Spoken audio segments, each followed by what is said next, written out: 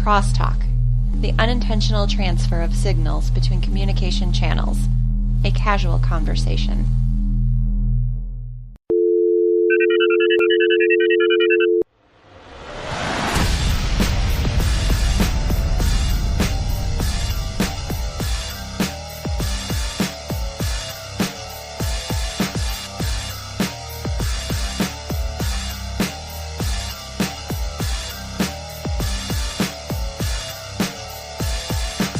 Hello world, this is Video Game Crosstalk, the monthly podcast of gamers talking tech, science, and whatever else comes to mind.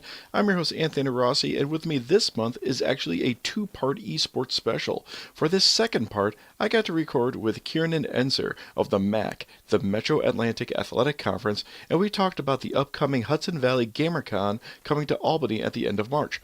Let's hear what he's been up to.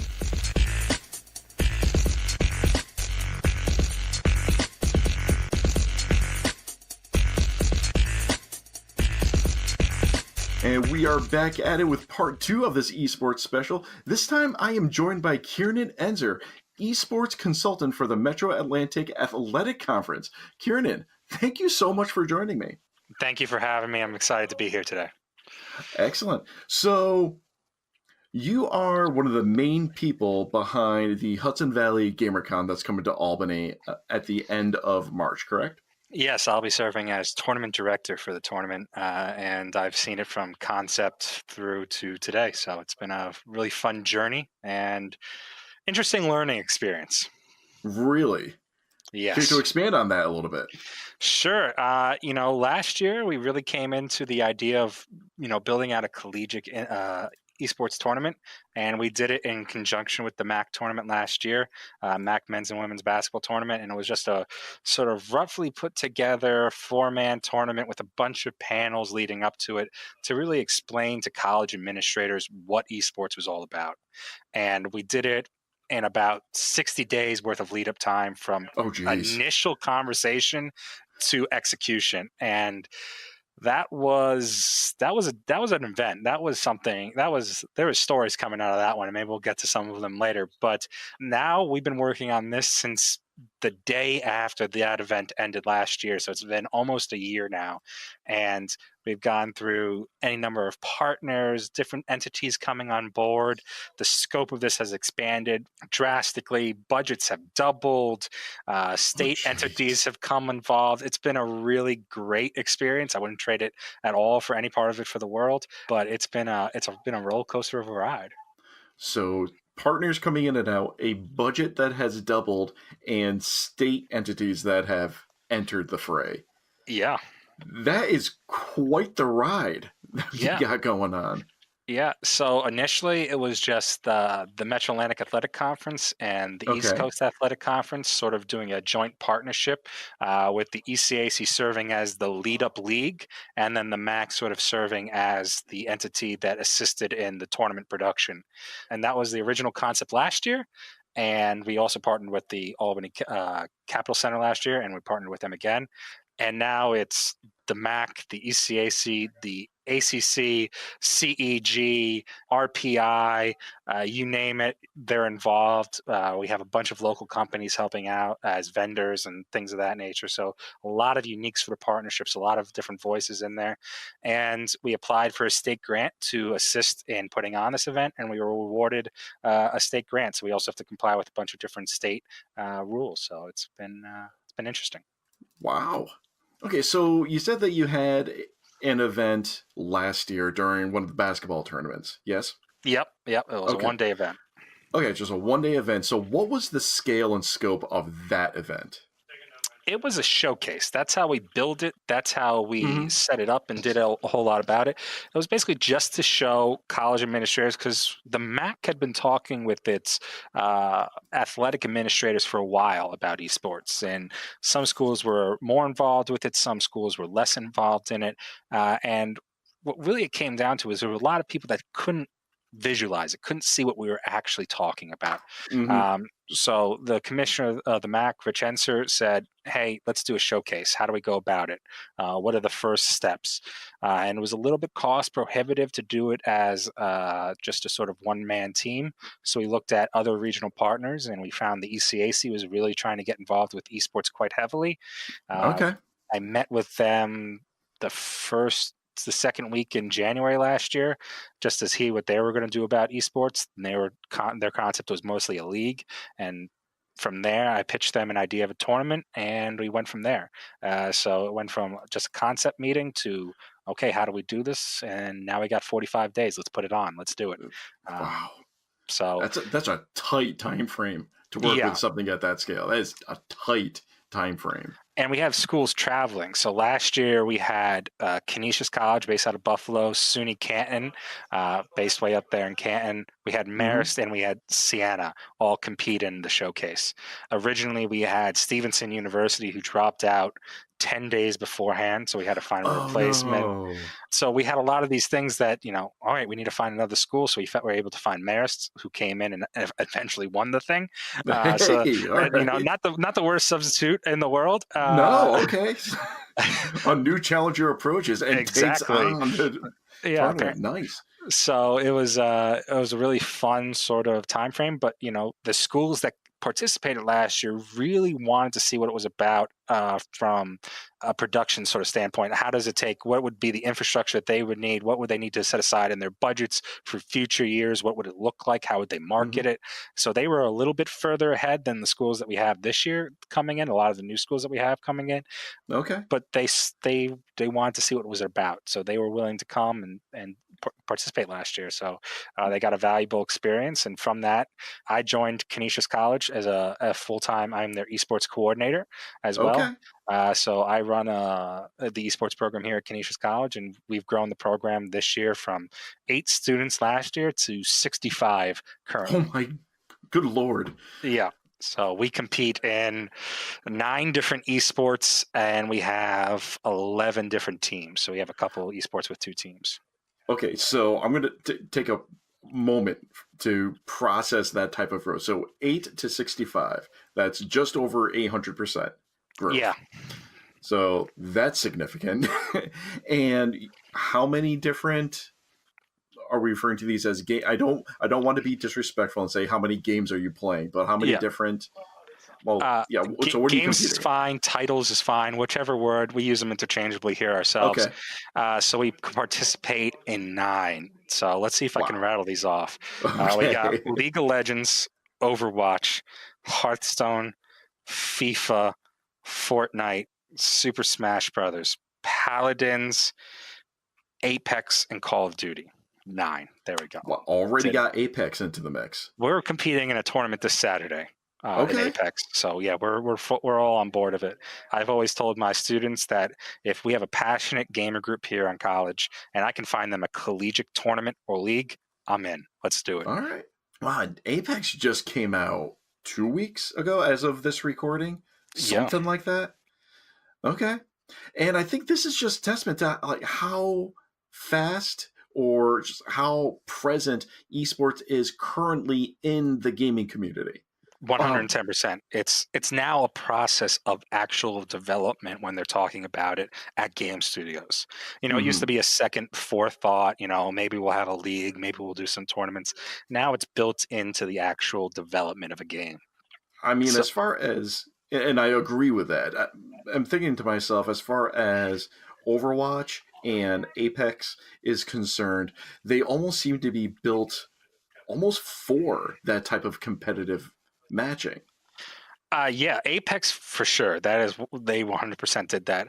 Overwatch had a couple hurdles. They still haven't quite figured out the observer aspect of it. Okay. Yeah, they still don't have a fully functioning observer that quite is smooth or works, and they don't release their priority software that they use for their own Overwatch League to the general public. No, of course not. Of Keep course control not. on that. Exactly. So there's that was a big oversight on their part, and I think they recognized it, and I don't think they'll ever make that mistake again.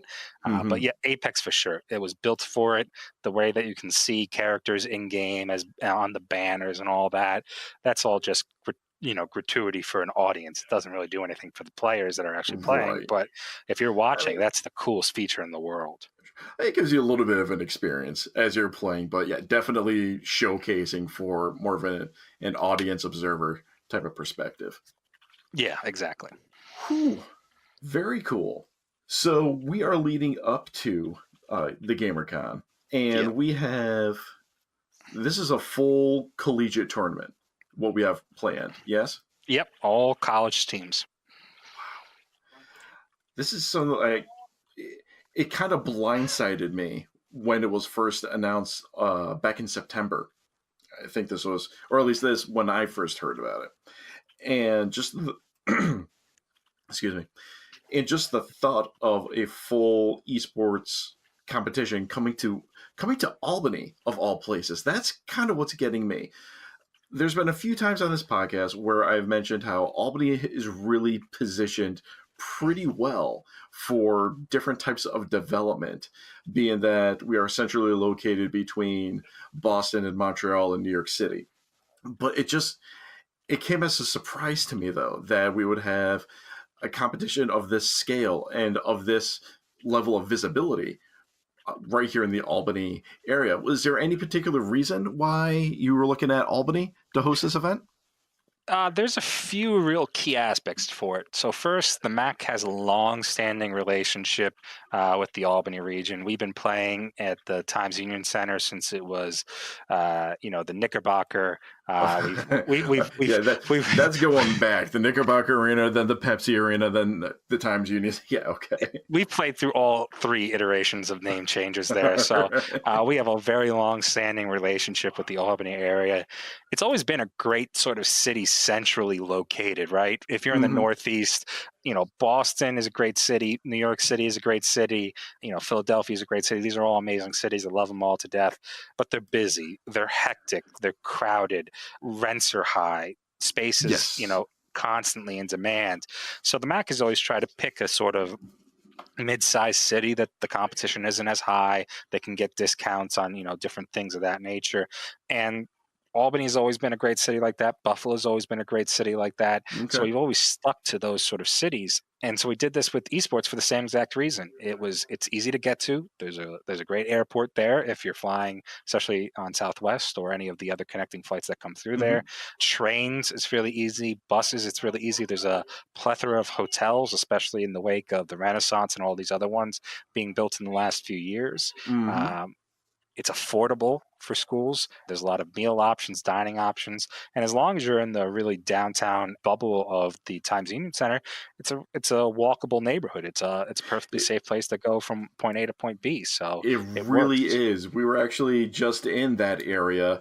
My son and I, father and daddy haircuts.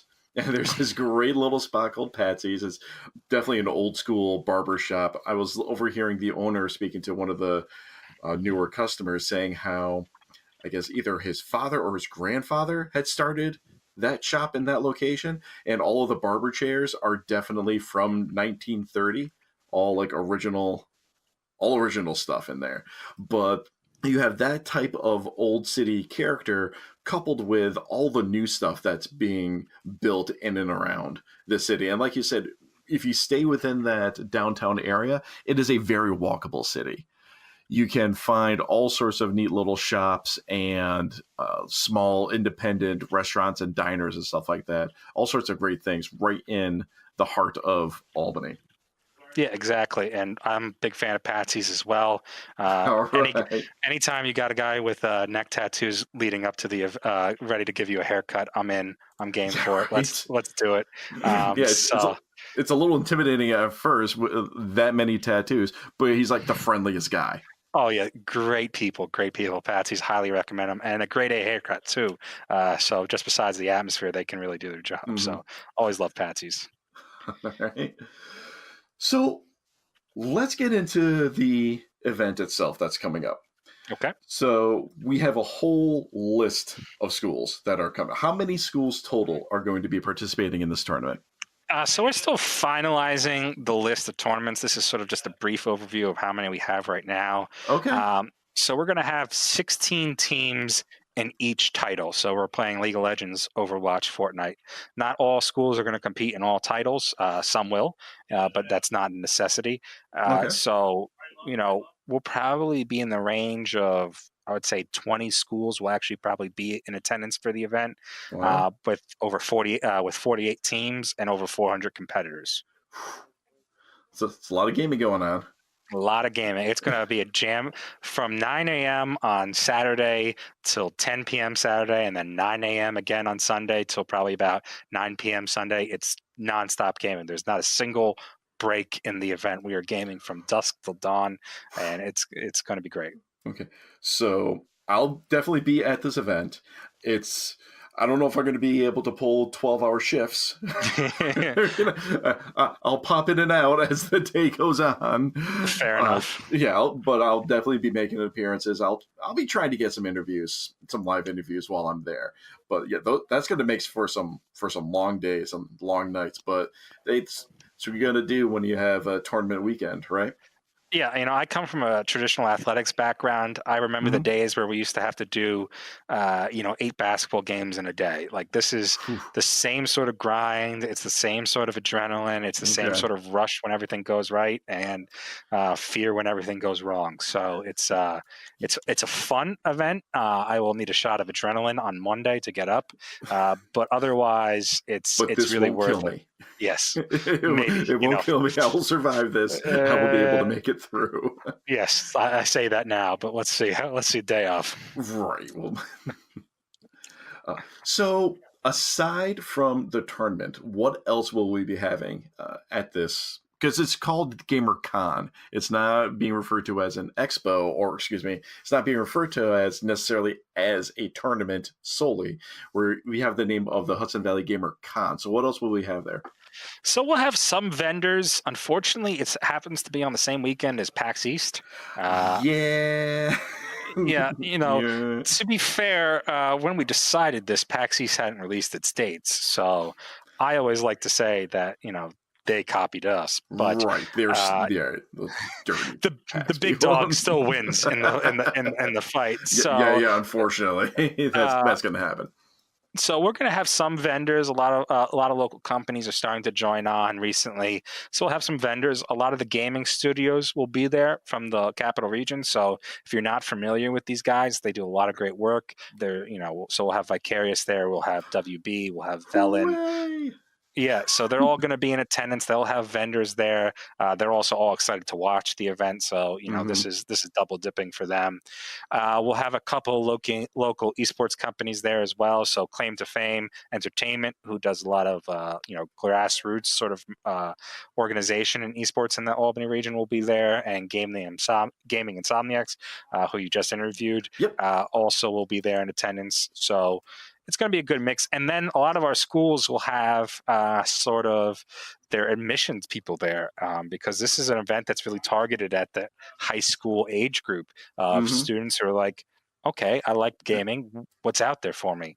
And this is sort of a way to get them involved and saying, this is what we got. In the Northeast, these are going to be some of your top schools. And if our outreach efforts go as planned, we'll even have some schools that end up offering scholarships, that currently offer scholarships. That was going to be my follow-up question. Have colleges in the U.S. started offering scholarships for esports? So I guess I got my answer for that. Yeah. So there's last I checked, and the last official number I saw, there was over 80 schools that currently offer esports scholarships. Okay. Are we talking nationwide or in the Northeast? We're talking nationwide. Yeah, we're talking nationwide. Okay. Actually, the vast majority of them happen to be in the Midwest sort of area. West Coast is very popular, but the Central America area, Midwest area of the United States is really quite popular with the esports realm. They also embraced it a lot earlier than either the West or East Coast did from the collegiate side of things. Really? Yeah. I just normally would picture the coast being more open to change, or maybe not open to change, but embrace. embracing the technology faster than our central states? Because that just seems to be the way it goes. See a lot Yeah, of tech opening up on the coast or the coastal cities and such. But yeah, okay, I'm not. I'm right there with you. I was fascinated that some of these schools had internet when I first saw that they were offering esports scholarships. So, uh, hey, uh, we no got offense. to get the customers. Got to get the customers out there. Got to Yeah, drop those fiber optic lines. yeah, exactly. So, I think on the West Coast, there's just so much competition in the pro scene that the college scene sort of got suffocated for a little Okay. bit. And then on the East Coast side of things, we've been almost notoriously slow at this point when it comes to esports, primarily because all the major events tend to happen out on the West Coast. And then every so often we get a major finals that comes this way. So League of Legends has done their finals at MSG, and they've done it in Toronto. Okay. Overwatch League did their finals last year at the Barclays Center in New York City. There's been tournaments in Philly and Atlantic City and a lot of major cities on the East Coast, but it's once a year, once every other year. So it's inconsistent. So the scene really hasn't grown, which is a shame. Hmm. Well, But I we're starting to see know like colleges fill that void. yeah, I know a lot of like either tournaments or like grand competitions have their finals and such. Madison Square Gardens, Halo comes to mind. I've seen a few pictures of Halo MLG coming through to New York City. But is it a Silicon Valley thing on the West Coast?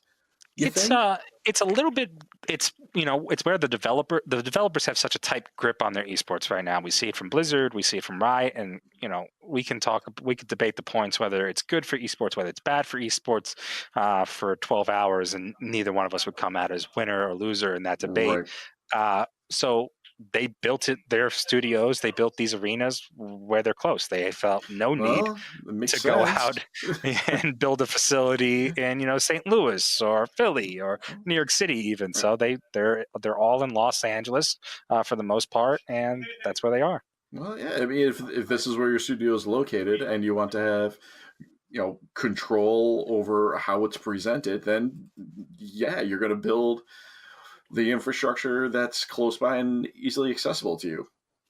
Yeah, and Okay. we're starting to see some other infrastructure be built up.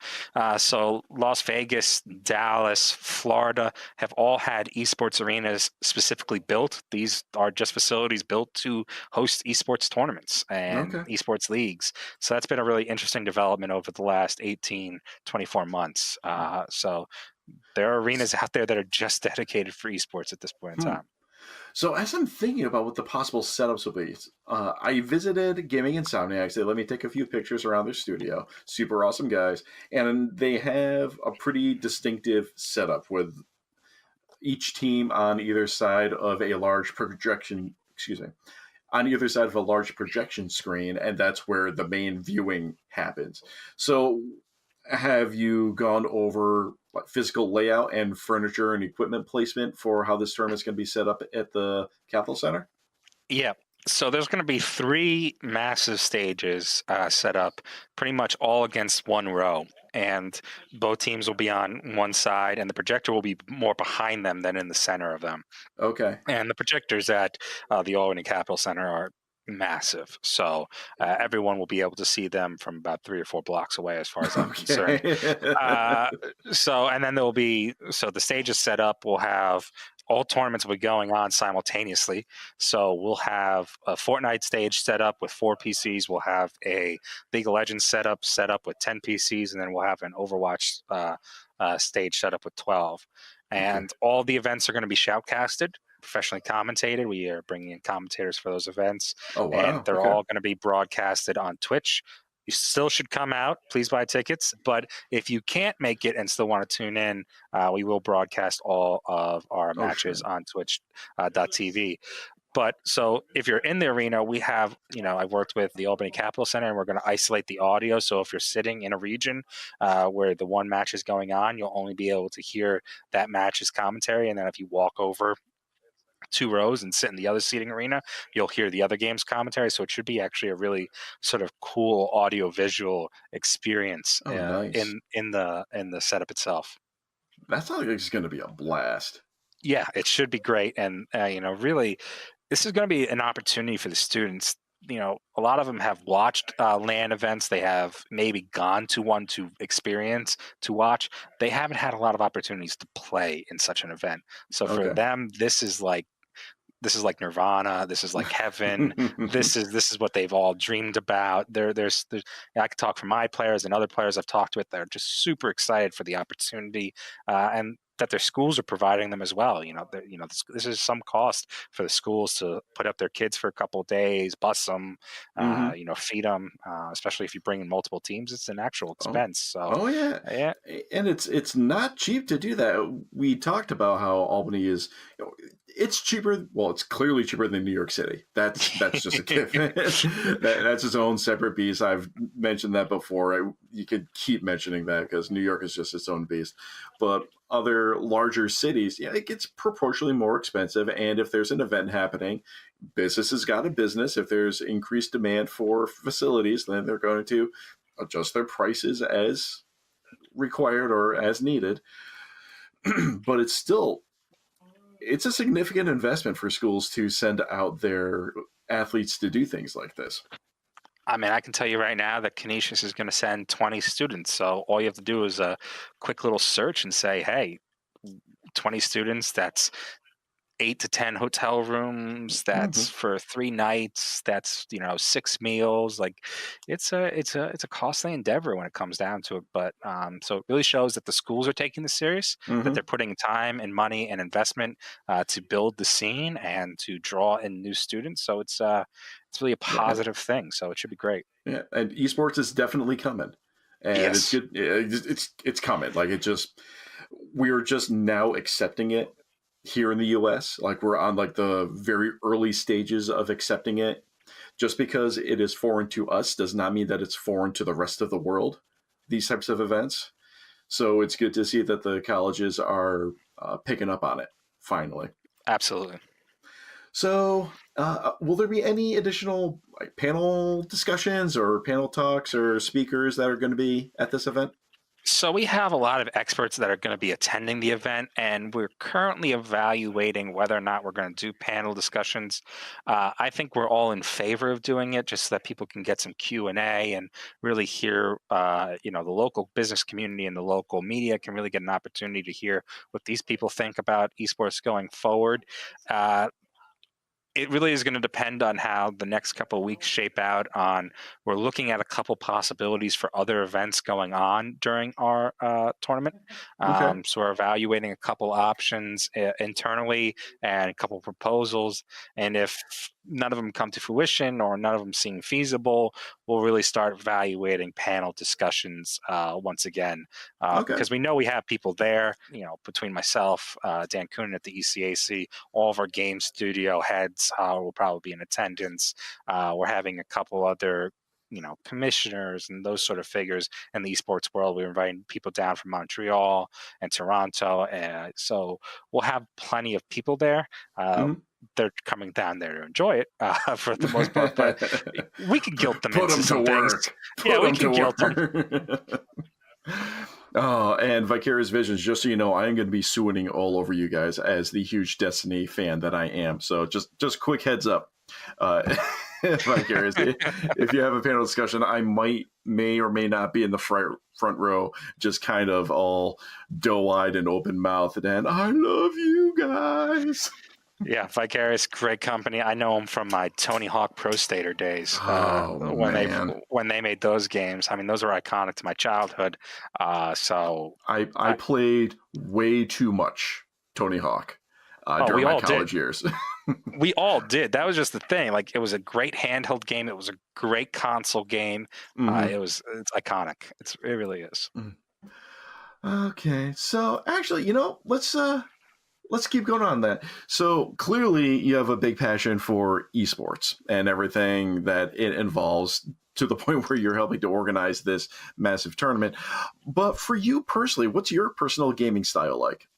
I like, so I grew up in an age where we all played single player games. I know, Hmm. shocking to believe and hear that people actually once upon a time just played games by themselves. I Uh, know. I know, right? Bizarre. I still remember playing, the Final Fantasies 7, 8, 9, 10, So, great so you games. started at Final Fantasy VII. Yeah, Okay. yeah. Yeah, I am old enough to have played the original Final Fantasy on the original Nintendo. I can't claim that. Uh, I can it was remember opening. rough. I will say I can remember playing Majora's Mask the Christmas it came out, and Okay. I always tell people, like, I just talked to one of my students. They're like, "Oh yeah, I loved playing Majora's Mask as a kid." I'm like, "Really? Me too." And they're like, "Yeah, it was so much fun on Nintendo 3DS." And I'm like, "No, no." No. I was like, I played that on N64, and let me tell you, that game was substantially more difficult pre-internet age. Oh, Uh, yes. Oh, good Lord, yes. we had to go out and buy guides. All right, Right. this you guys don't understand that there was a market where people would publish how to beat the game, and you would have to pay for it.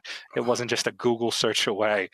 So way Like, to live in the golden age. yeah, right? I mean, I still kind of chuckle whenever I pick up a new game if I'm purchasing a physical copy and the guys at GameStop ask if I want to buy the strategy guide to go along with it.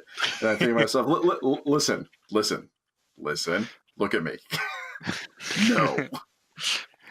Yeah. Between all the wikis and blogs and everyone else making how-to videos on YouTube, I do not need the guide. I have purchased a few guides in the past maybe 5 years or so, but that's mostly because I'm like a super fan of that game, and the additional background information or concept art that gets included in the guides is really cool to have. Yeah, 100%. I bought the collector's edition for Kingdom Hearts 3, which I'm still in the process of Oh, playing. I played Monster Hunt, Red Dead recently, but on the competitive side, since I am a huge esports fan, I have been playing League of Legends since 2011. I've been okay. playing Hearthstone since beta. Super Smash Bros. Ultimate, of course, is a big one for me right now. StarCraft 2 before that. So I've been in the competitive gaming scene for a while now. Nice. Very nice. So after this tournament, do you have any additional future plans that are in the work? Anything you are kind of kicking around? So we definitely want to make this an annual event. Okay. I just want to say that we really value this idea of giving the student players.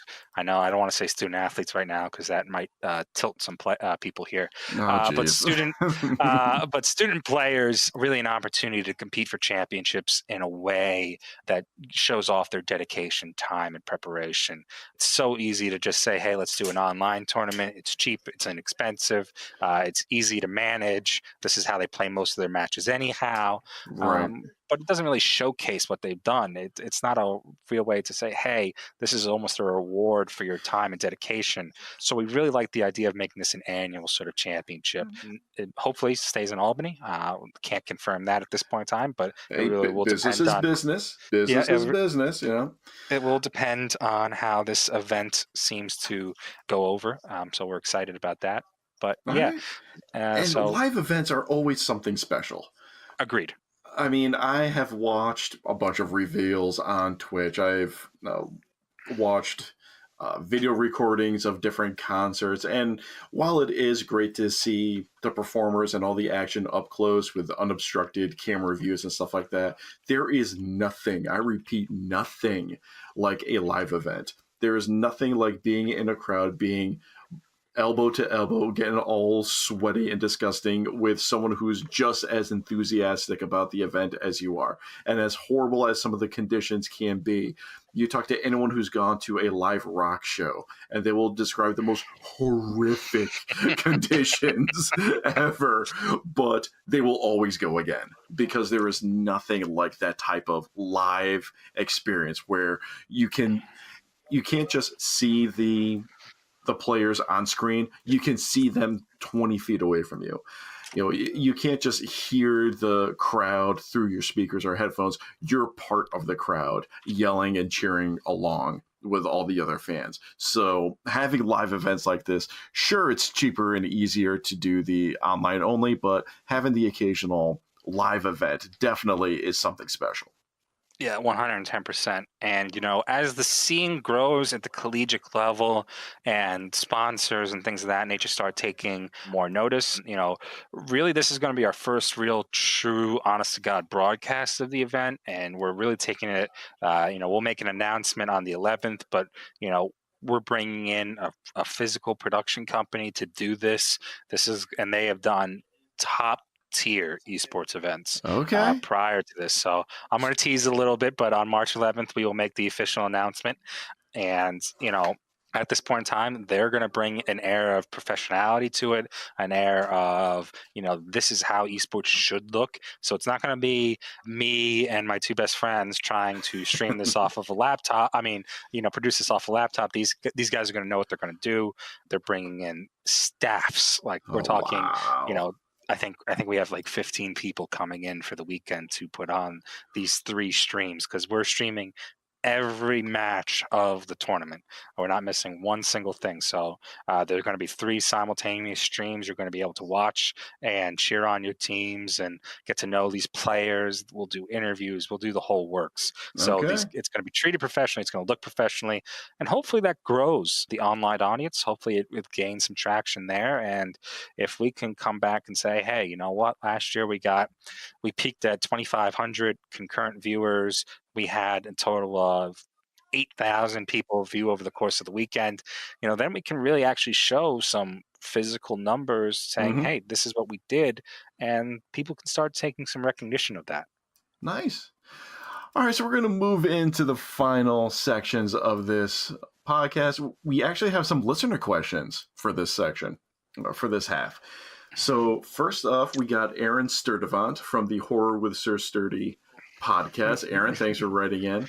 And he's got kind of a multi-part question going on. Let's do it. So he starts off with, first of all, I want to say congratulations on the success of your awesome podcast. You're making noise, man. I love it. Keep up the amazing work.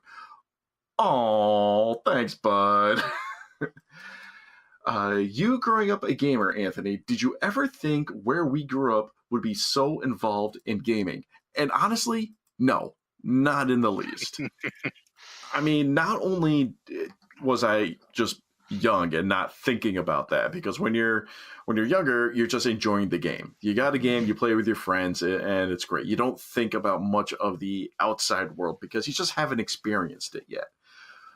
But to see all this happen, it just kind of slowly bubbled up, and it's coming to a head at this point. And I think, as we've mentioned before, it's just Albany is just very centrally located, and it just doesn't come with the same burden as other major cities. So would you agree with that sentiment? Oh, 110%. And, I remember when there used to be, IG4, there was a gaming channel high in the cable. Yeah. G4, yeah, high in the premium cable section, 500 600 like level area. And I remember they used to do SOCOM and some of these other games, and it was cool. It was niche. They had all the guys there playing at the same time, but the graphics were garbage, especially as you watch them on TV. You'd like switch channel and like, oh, that shit looks so much better. And I think that might just help with gaming in general, being that we've got higher technology or more powerful technology. We can get the fidelity and we can get the level of detail, so it's not a blocky, clunky cartoon on the screen anymore. I look back at where League of Legends was 3 years ago, just as a game. Just last week, I actually Googled, because I know TSM used to run weekly tournaments and I used to watch them. Okay. So I was like, whatever happened to these commentators? So I was trying to figure out what their names were. So I put on one of their old weekly tournaments and I watched what League of Legends fundamentally looked like, and I'm like, how did we all watch this for 5, 6 hours at a time? It hurts my eyes Yeah, just to see right. these terrible grainy graphics. All the characters had the pizza feet where they're just Oh, triangles. gee. It's truly awful to look at, and I'm Hmm. like, we watched this for hours on end. But today, Overwatch is a gorgeous game. Oh, it's Fortnite's a beautiful. gorgeous game. Apex, like, I feel like when I'm standing on the rocks, I'm standing on the rocks. Like, oh, this is out in Nevada somewhere, right? Hmm. Like, such a surreal experience to watch, and it allows me as the viewer to get into it. So it's fascinating. Excellent. All right, second part of his question is, as far as SCC and HVCC, the Hudson Valley GamerCon, what are some things you would want to see gaming-wise come here? And moving away from the esports, what I would love to see as far as gaming is concerned is a return to actual arcades.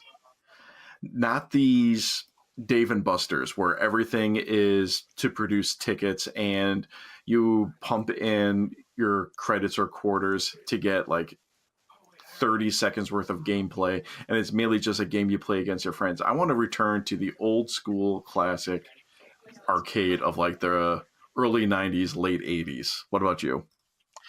I've worked with a lot of the gaming studios around here, and one of the big ones is a gaming tax credit for the state of New York.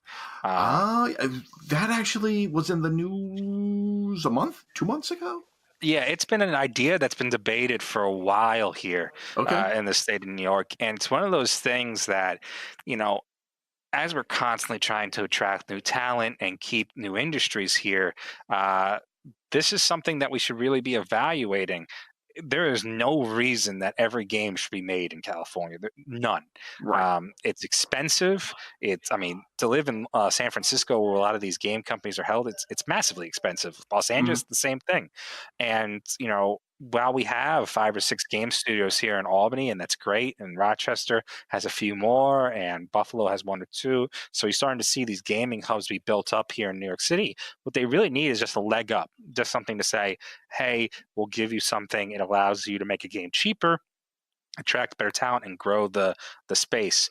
And then conversely, it'll attract some of the other companies that are saying, hey, we're making 10-12% profit on every game that we make, but if we transition to New York with the tax credits in hand and the overall cost expenditure being lower, maybe we make 20 Mm-hmm. 22% return on Yeah. investment. So Because it's not just cost of living that makes things expensive. It's not just rent or overhead.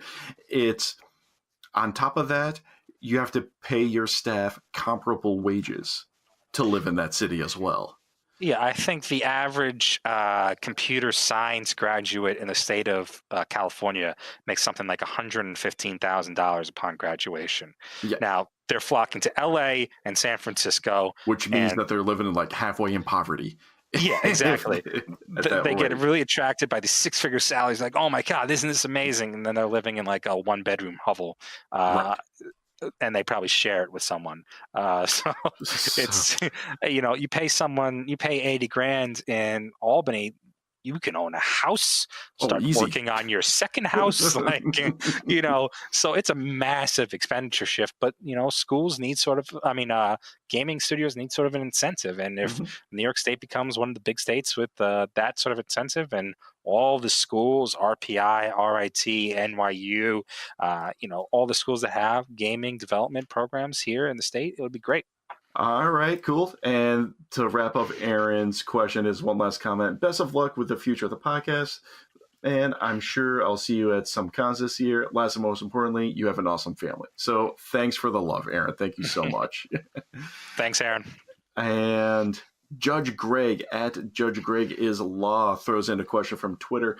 He asks, why do fan bases seem to always devolve into toxic cesspools? And I included this because this is a topic worth discussing. Absolutely. It is the ugly side of gaming, and it's really unfortunate that it happens and it exists. Have you had any unfortunate experiences with fandoms devolving into a cesspool?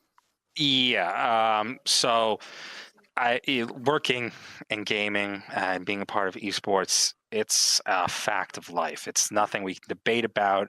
All Right. we can do is strive to constantly do better. And to go to the root cause of it, it's always going to be the anonymity aspect of it. If basketball players could get Yeah. away with saying the things that they say sort of under their breath to one another, but out in public and with a megaphone in a chat that's forever saved so that everyone can read it and do it behind, a gamer tag that's like double X, double barrel, double X. Yeah. Like they would do it. And that's just a fact of the matter. But they are responsible. They know their image is out there for everyone to evaluate. So anonymity is a massive issue.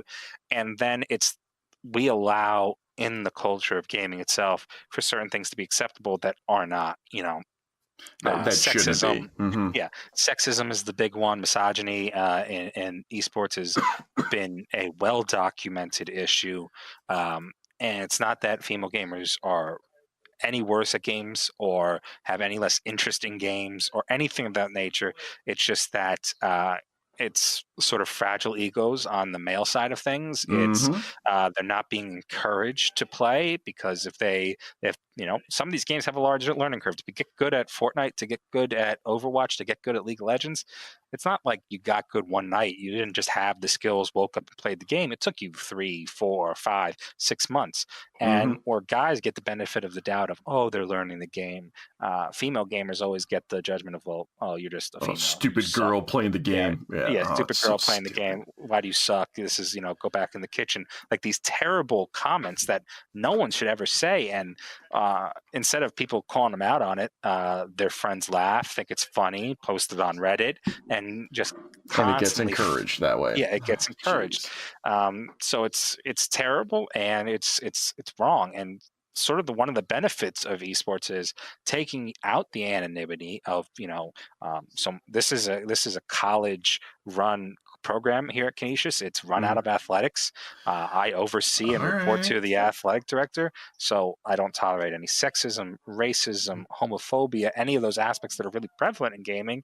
And as a result, we have a more diverse group. We're slowly growing our female gaming base here. I think we're up to like 15-20% region, so it's not amazing, but it's getting there. It's better than the national average, so we're working towards it. And it's about encouraging inclusive environments and holding students accountable. And on the topic of anonymity and being on an esports team, I was just thinking to myself, you're up on the stage while you're competing. So we see your face. We see what your gamer tag is. We see what team you're associated with. That removes all sorts of layers that you would once be able to hide behind if you were not on the stage or in an esports team.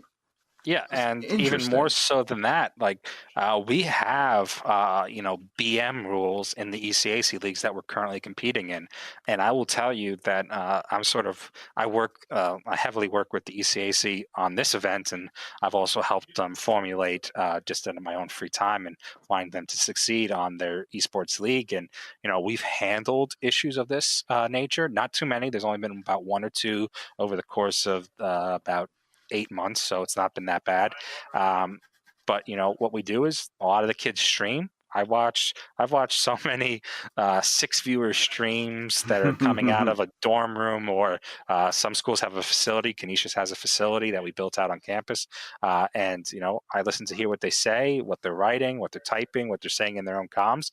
And the shocking part about it is some people are actually dumb enough to actually post the videos of them saying this stuff afterwards, which is baffling to me. I get in the heat of the moment, you go back to bad habits and you say something. Then you should at least have the forethought afterwards to go, wait, I need to edit this video. And what we see time and time again is they don't. So all right.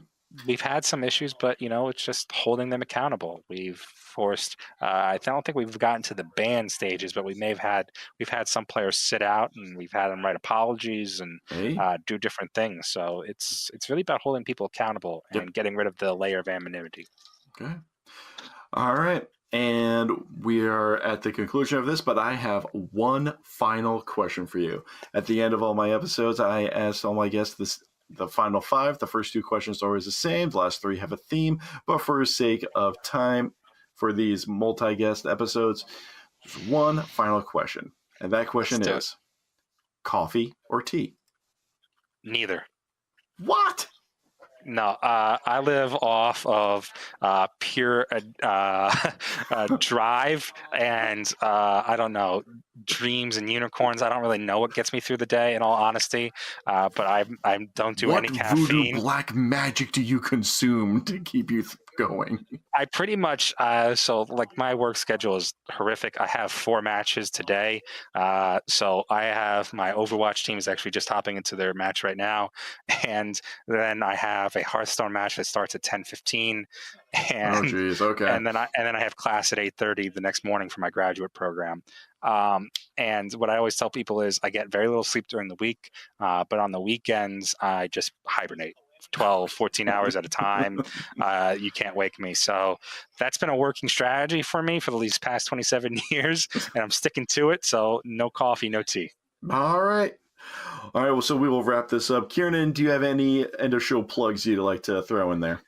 Yeah, everyone, please come out to the event. It should be really great, really interactive. None of these kids have egos. If you have bring a kid, bring a teenager, this might be something that you're able to drag them to. So take advantage of it while you can. Come out and support the event. I guarantee you it's going to be fun. We're going to do some giveaways, crowd interaction, and you'll get to watch really high quality esports. So, all right. Thank you so much. Thank you. One more time, thank you, Kiernan, so much for taking the time to speak with me. I hope I can at least give you a quick high five at the event. And hey, if you need an extra podcast or sit in on a panel, my schedule should be open. And that's all the time we have for this segment. Roll the standard end of show plugs. You can find the show notes on this and all the previous episodes at videogamecrosstalk.com, as well as all the social media contacts and occasional blog posts. Or you can follow me around on Twitter, Instagram, PS4, and Twitch at Hypersyntax, HYP3RSINT4X. Please don't forget to like, review, subscribe, and share this podcast all over your social media accounts, and we can be found on iTunes, Stitcher, Google Play, and pretty much every other podcasting listening service. Thank you all for hanging out with me, and maybe I'll see you at HVGC. But until then, the Season of the Drifter just dropped in Destiny, so I need to go get on that. Let's be bad guys.